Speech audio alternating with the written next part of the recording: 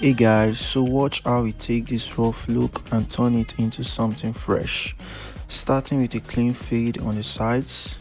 I'm going to do both sides the same way. I'm not going to go up that high to make it even. You can see how I'm blending it. I'm making my second guideline with the lever open.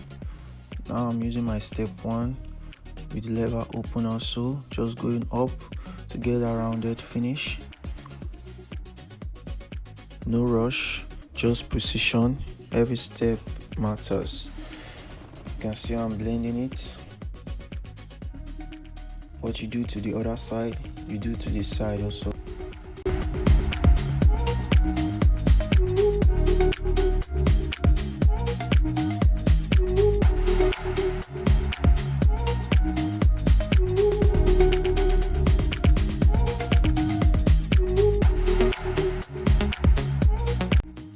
So I'm going to do a trimming at the top to give it that smooth transition.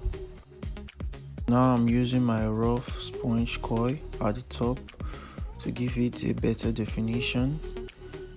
And here is the transformation: sharp, clean and fresh.